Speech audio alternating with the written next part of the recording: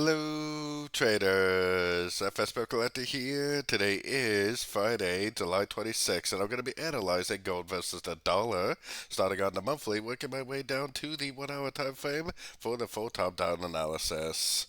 So on gold, I definitely still think this is a 1, 2, 3. Maybe the wave 3 is over. I mean, we got some pretty aggressive pullback candles. I was thinking it was going to go up to the 161.8, but maybe we're going to actually make a wave 4 before we actually go back up and make a wave 5.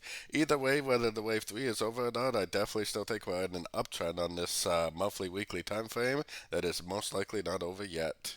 So going down to the weekly time frame. On the weekly time frame, I was originally thinking that this right here was the wave 5, but by the looks of it, it looks like the wave 3 may have ended back here, and this may be an A, this may be a B, and we may now be going down for the wave C of wave 4. So if that's the case, then we are going to push down for probably at least a few weeks before we actually go back up for the wave 5. So taking it down to the daily time frame. On the daily time frame is where you can actually make this out a little bit better, because this is definitely 5 waves down right there, which is why I think it's an A. This is definitely 1, 2, 3 waves up for a wave B. I was originally thinking that what I'm calling a wave B right now was the wave 5. So I am keeping a very close eye on these Fibonacci levels just in case I'm wrong about that, because if we do get a Fibonacci bounce and a breaker starts it to the upside, I'm actually going to start looking for longs again.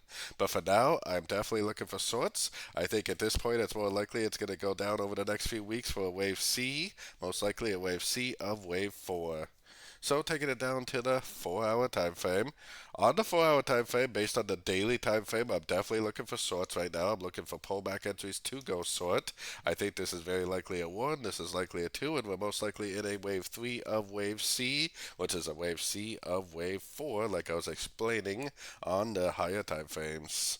So taking it right down to the 1 hour time frame. On the 1 hour time frame, based on my higher roadmap time frame, the daily time frame, I'm definitely looking for shorts in a downtrend.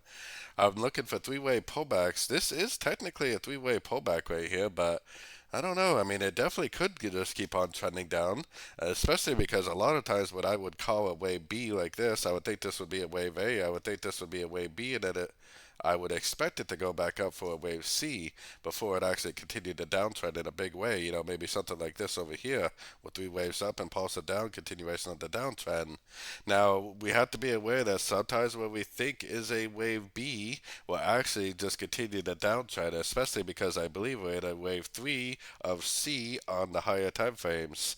Wave 3s are supposed to be the biggest, strongest waves of a trend, which is why I do see that it looks like it should go up and make a wave C before it goes down, but I am definitely looking for shorts, and if it just keeps on drifting down, that's fine. I'll just continue to look for shorts every chance I get for the continuation of the downtrend. So don't forget to join my free Discord group, which is linked down here in the corner, and as always, thank you and happy trading.